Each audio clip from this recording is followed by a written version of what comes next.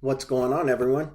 All right, so we are almost finished up with this little mini series that I'm on, and I'm on ranged, and we're going to go over some familiars that'll help you bring up your attack power, and I'll go over a couple extra things like hit point or health and defense as a secondary feature. Again, not my favorite, but hey, they help. Every little bit helps. So, and then I'll go over some of the debuffs after that, just briefly. Obviously, depends on whether you're on offense or defense, what you specifically want to debuff for what purpose, and who you might want to strengthen secondarily. On your wall versus when you're attacking. So things like that kind of start to really dig into the smaller details, and that's why I'm going to focus more on the actual attack power of your range. And that one's really super simple today. So for the range attack power, you're going to have Pact 1B, Gnome, and Gnome is going to give you a ranged attack increase of 15% at max, level 10 preview there, obviously.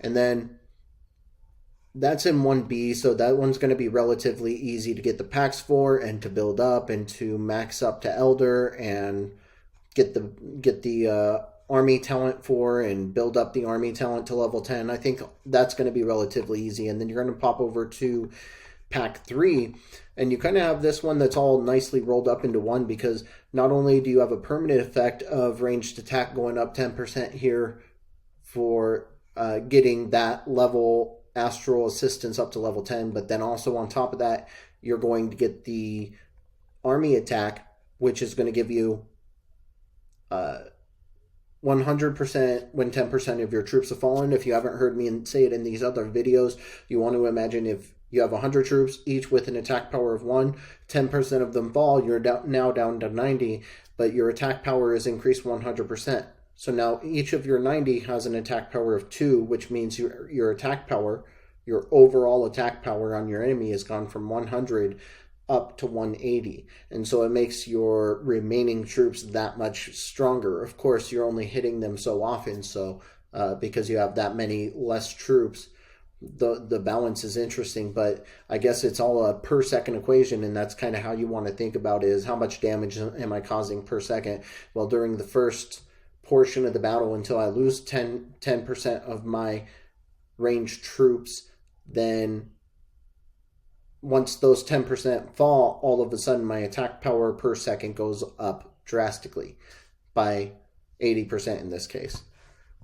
But it really is 100%, but you're taking away those 10 troops. And not to muddle things there up, but not to muddle up those kinds of thoughts. But in any case, I'm going to move on. And Trickstar is an amazing one. You definitely want that for your range, for your familiars. It's one of the first ones you want to go after immediately after that 1B, that Gnome.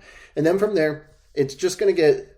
That's really it on all the familiars from Pact 1 through 4.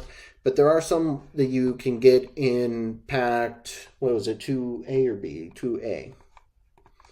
2A, you're going to have Toe Tempest, I believe was the one, who is going to give your ranged defense a boost of 80% for 10 seconds when 10% of your ranged troops have fallen. So if you have this in combination with Trickstar, for example, all of a sudden these guys will both pop out, and your defense will go up for 80% for 10 seconds. Meanwhile, your attack power of your range pops up as well. So that becomes a good combination, along with Sorcerer, who's going to give you the max HP for 10 seconds when 10% falls. So if you have all three of these in battle together, 10 seconds, or when 10% of your troops fall, all of a sudden you're going to have a lot more health, a lot more defense, and those troops are going to last longer.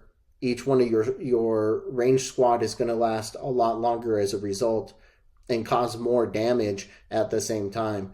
And so that's really helpful as a combination of things. If you want to focus on the higher stuff here, there is Impact 4.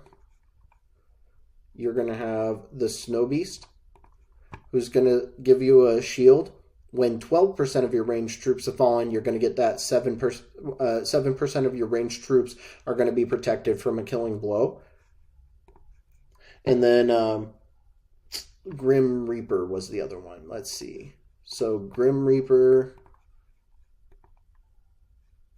gives you a permanent max HP increase. Anytime you can get a permanent one, that's going to be very, very nice. Just that all you would have to do is get, well, eventually Grim, if you want it up to level 10, then you're going to need level 60, obviously. So, but that doesn't, and that does mean you're going to have to get him to Elder.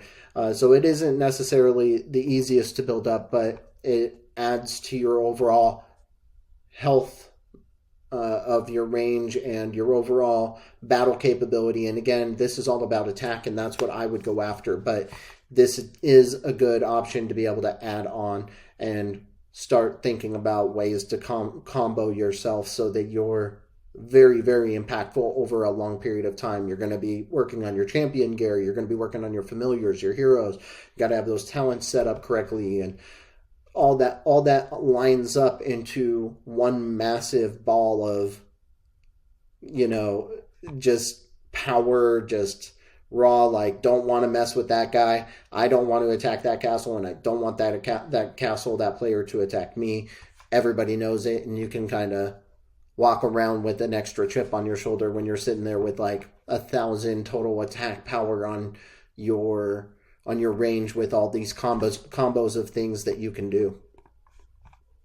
So the only other thing that I'll say just very quickly before I sign off on this one is that 1A and 1B have a couple. We have Jazik, one each on these one, but Jazik is going to give you a debuff. If you're kind of looking to do that thing, if you're going on the attack, then you're looking for a cavalry debuff, and you can decrease the health if you want to, and then you can combo that with